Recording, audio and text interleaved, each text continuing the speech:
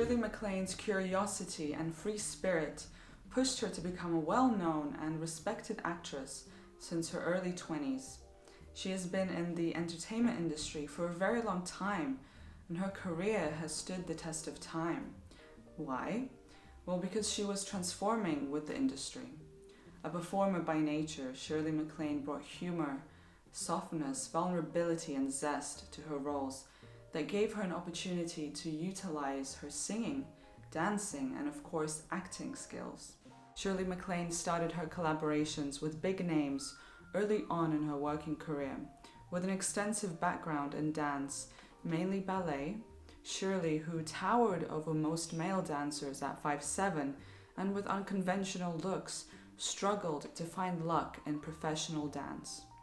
She realized that her relentless attitude and enthusiasm to learn new skills got her to pursue acting instead.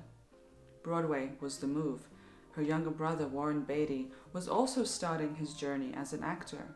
Barely out of high school, Shirley made her debut in the chorus line in the musical Oklahoma. She then took part in the dancing ensemble of Me and Juliet on Broadway. Before you know it, Shirley MacLaine stole the spotlight in The Pajama Party. She was the understudy but replaced the actress who got injured. Shirley was instantly approached by film producer Hal B. Wallace to sign her to Paramount in 1954. Shirley was only 20 years old. Shirley, who represented a different type of female, a more mischievous, pixie-like character, rather than the glamorous and seductive one that was promoted in Hollywood in the 50s. Shirley made her film debut under Alfred Hitchcock's direction in The Trouble with Harry in 1955. Shirley was a novelty in Hollywood. She even won a Golden Globe Award for New Star of the Year for her debut performance. A string of successful films in the 50s showed off Shirley's talents, like Artists and Models, Around the World in 80 Days, The Matchmaker, Some Came Running, and Hot Spell. MacLaine had already garnered her first Oscar nomination for Some Came Running in '58. Shirley was learning quickly in the fast-paced environment. The variety of roles and movie genres she was in proved how versatile she was. Her collaborations and ultimately friendships with already big names like Frank Sinatra, Dean Martin, and Vincente Minnelli gave her an opportunity to get insight into the life of actors. They became almost like her mentors. The 60s brought even more significant roles like in Ocean's 11, Can, and The Apartment. The Apartment was a major success. It got nominated for 10 Oscars and won 5 of those. This 1960 film solidified MacLaine as a serious actress, even though she did not win the Oscar for this film.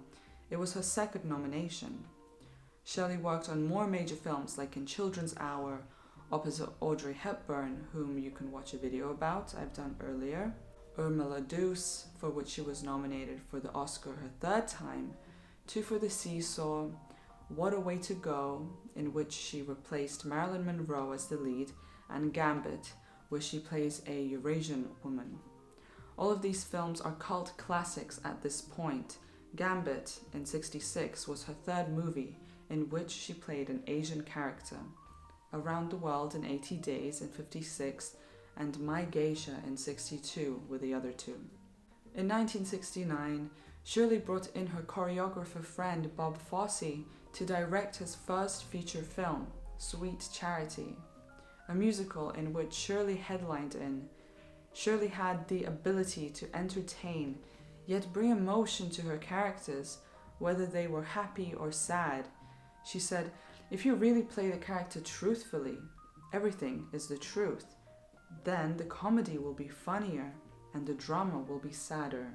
The 70s came rolling in, and Shirley's work ethic did not decline.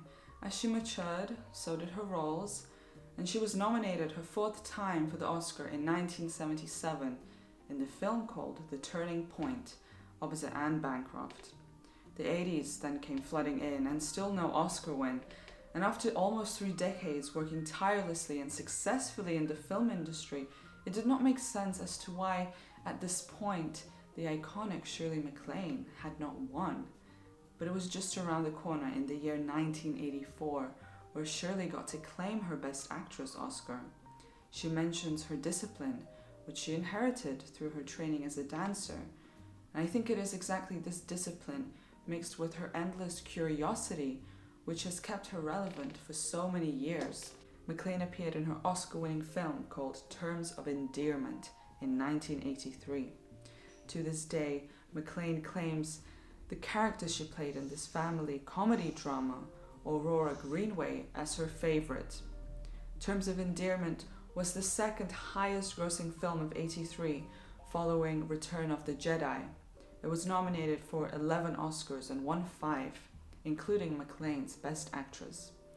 Steel Magnolias in 1989 was a worldwide success.